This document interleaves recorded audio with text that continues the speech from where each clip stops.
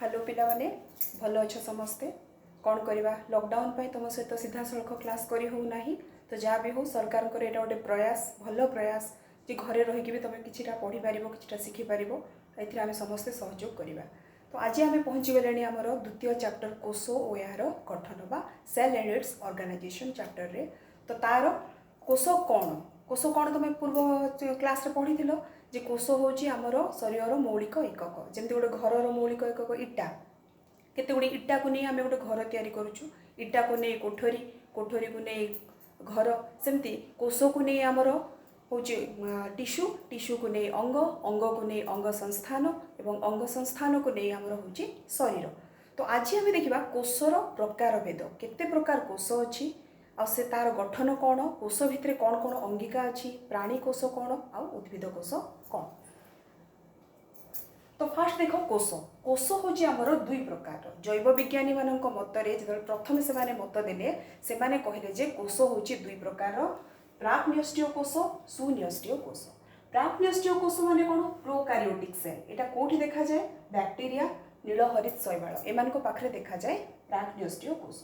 सुन्यष्टीय कोश है कौन या कहते यूकारियोटिक सेल जोटा कि आमर एककोषीय आदि प्राणी ठारू एककोषीय आदि प्राणी किए एमिबा से आरंभ करी बहुकोशी कवक उद्भिद और प्राणी समस्त देहरे जोड़ा देखा जाए से हूँ सुन्यष्टीय कोश। ताले प्राक न्यष्टीय है पूर्व अवस्था जोटा कि तार गठन हूँ बहुत साधा सिंपल माने कौन कोश अंगिका से नथिबो आउ यूकारियोटिक बा सुन्यष्टीय है जो थे समस्त कोश अंगिका सुसज्जित भाव में सुंदर भाव में थे आपको आम देखा सीटा। तो यहाँ देख यहाँ हूँ गोटे प्राक न्यष्टीय कोशर चित्र तुम ये देखिए विशेष किसी अंगिका ये ना ये हूँ कुंडली आकार गोल गोल गुड़े होता गोटे यहाँ हूँ न्यूक्लियोइड बा डीएनए यहाँ हूँ यार मुख्य पार्ट तापर अच्छी प्लाज्मा मेम्ब्रेन बा कहते कोश झिल्ली राइबोसोम ये दुई तीन टा जिनस अच्छी समस्त अंगिका ना यहाँ हूँ गोटे बैक्टेरिया कोश। तो बैक्टेरिया कोश कौन बैक्टेरिया कोश हूँ गोटे प्राक न्यष्टीय कोश जोटा कि जो कोश अंगिका गुड़िक भल भाव एवं न्यष्टि सुसंगठित नुहे जेहेतु न्यष्टि सुसंगठित नुहे आमे ताकू कहू प्राक न्यष्टीय कोश। नेक्स्ट देखा यहाँ देख यहाँ हूँ गोटे सुन्यष्टीय कोश ये कौन है देख न्यष्टि अच्छी मझीटा जोटा बड़टा ता भितर जो छोटिया अच्छी सी हूँ न्यूक्लियोलस बा निन्यष्टि कहती यहाँ है माइटोकॉन्ड्रियन बा mitochondria lysosome cytoplasm ribosome Golgi पिंड प्लाज्मा मेम्ब्रेन बा कोश झिल्ली सेंट्रिओल माइक्रोट्यूब्यूल ये बहुत गुड़े अंगिका अच्छे देखिपो तुम्हें बहुत कलरफुल भी देखा ताहले सुन्यष्टीय है कौन जो न्यष्टि सुसंगठित न्यष्टि निन्यष्टि विभिन्न कोश अंगिका सजे रही से हूँ सुन्यष्टीय कोश।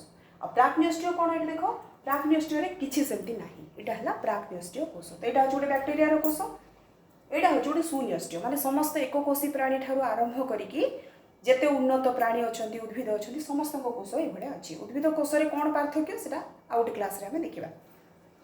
एबे देखा दीटा भर तुलना देख कौन प्राक न्यष्टीय कोश और सुन्यष्टीय कोश मध्य तुलना कराई तुलना माने कौन एथिरे कौन अच्छी एथिरे कौन अच्छी यार देख बहुत गुड़े कोश अंगिका अच्छी आउ सब सज्जित होगी अच्छी तेणुक या कहुए सुन्यष्टीय सु माने सुंदर भाव में न्यष्टीय यहाँ है कौन एथिरे कौन से अंगिका को सजाड़ी ना विशेष किसी अंगिका भी ना तो आपको आम कह प्राक न्यष्टीय कोश। तो पार्थक्य बुझिल दीटा भितर सुन्यष्टीय कोश न्यष्टि थाए निन्यष्टि थाए एवं ता सहित समस्त कोश अंगिका सुसज्जित भाव में थांती आउ प्राक न्यष्टीय कोश कौन है ना कौन कोश अंगिका सज्जित भाव में न था विशेष कौन कोश अंगिका न था केवल कुंडलाकार गोटे डीएनए थाए जोटा कि तार न्यूक्लियस काम करे न्यष्टिर काम करें। एबे देख यहाँ है प्राणी कोशर गोटे चित्र प्राणी कोश हूँ गोटे सुन्यष्टीय कोश प्राणी कोशर विभिन्न अंगिका अच्छी कोश अंगिका विषय में आम आसंता क्लास रे पढ़ा डिटेल्स बर्तमान खाली एति जाणी रख प्राणी कोशर आकार गठन आ कौन कौन ता भितर अच्छी।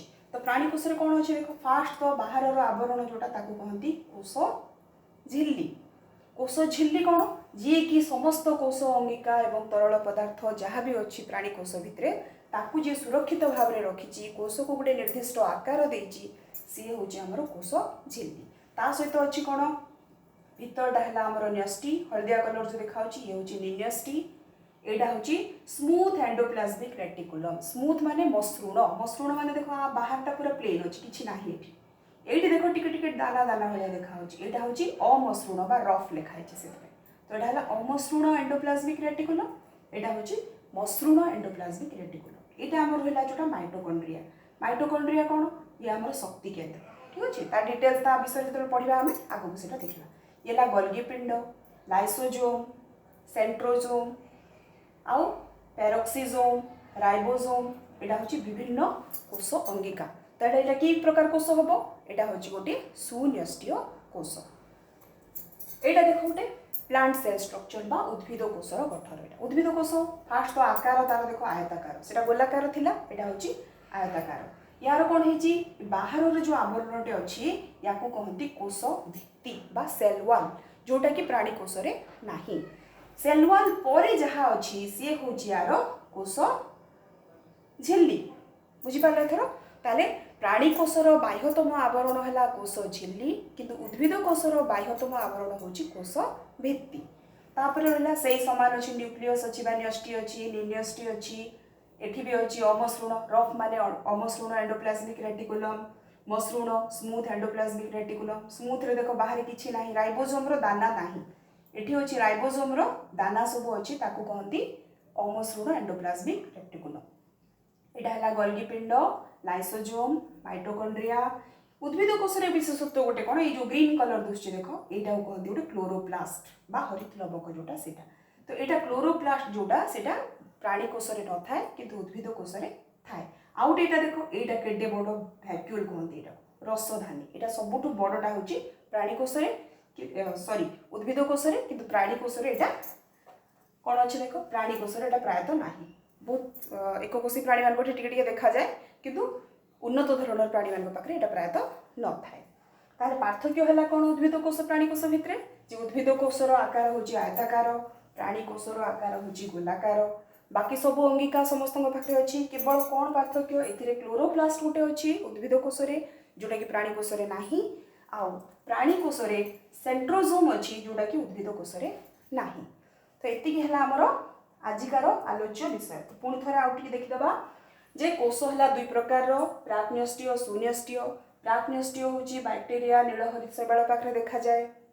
सुन्यष्टीय होची एककोषी आदि प्राणी ठारू आरंभ करी बहुकोषी कवक उद्भिद और प्राणी समस्त पाखरे देखा जाए। एटा होची बैक्टेरिया कोष, ये गोटे प्राक्न्यष्टीय कोष, एटा होची गोटे सुन्यष्टीय कोष, जेउठी सब अंगिका सुसंगठित भाव में सज्जित हो रहिचंती।